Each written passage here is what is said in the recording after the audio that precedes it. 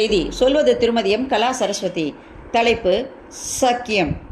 கண்ணன் யமுனையில் சிறிது நேரம் கோபியர்களோடு விளையாடினான். இந்த உலகத்திலேயே எல்லோரையும் விட உயர்ந்தவர்கள் நாம் தான். கண்ணன் நம்மோடு விளையாடுகிறான் என்ற கர்வம் கோபியர்களுக்கு வர, அடுத்த நிமிடம் கண்ணனை காணவில்லை. எங்கு தேடியும் கண்ணனை காணாது அங்கே ஒரு நாடகம் தயாரானது. வயதில் சிறிய கோபி காட்டுப்பூ மாலை மயில்பீலி சொருகி கண்ணனாக மாற, வயதில் மூத்த கோபி யசோதையானாள். நாடகத்தில் ஒவ்வொரு கோபியரும் தங்கள் நிஜ வாழ்க்கையில் தன் வீட்டில் கண்ணன் செய்த லீலைகளை நினைவு கூர்ந்தனர். அதில் முதலாவதாக ஒருத்தி, ஒரு நாள் காலை நேரம் தயிர் கடைந்து கொண்டிருந்தேன்.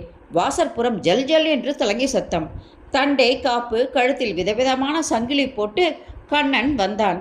என் வீட்டில் வெண்ணெயை எனக்கு தெரியாமல் வாய் நிறைய தன் பிஞ்சு கைகளால் அள்ளி சாப்பிட்டான்.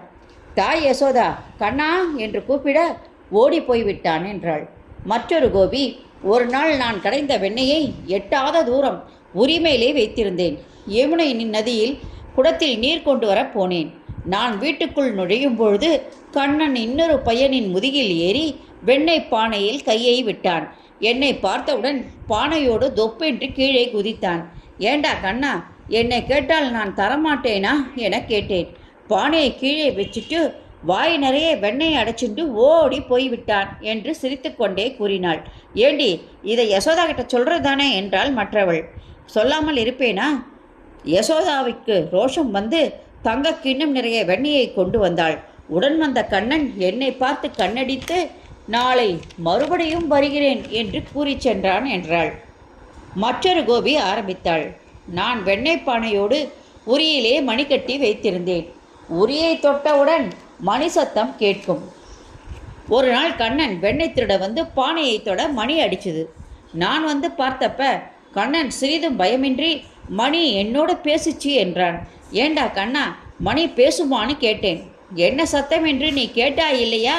அது மணி என்னோடு பேசின சத்தம்தான் என்றான்.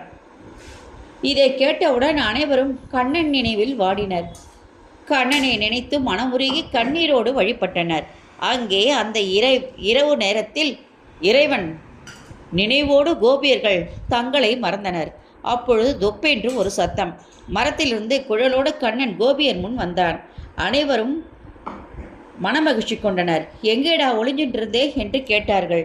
நான் இந்த மரத்தின் மேலே ஏறி மாம்பழம் சாப்பிட்டு கொண்டிருந்தேன் என்றான். கண்ணன், நீதாண்டா எங்கள் உலகமே என்று அவனை அணைத்து கோபியர்கள் முத்தமிட்டு மகிழ்ந்தனர். நன்றி, வணக்கம். இந்த ஆடியோ வீடியோ உங்களுக்கு பிடிச்ச லைக் பண்ணுங்கள், ஷேர் பண்ணுங்கள். கொளத்தூர் பாபா டெம்பிள் சேனலுக்கு நீங்கள் சப்ஸ்கிரைப் பண்ணுங்கள்.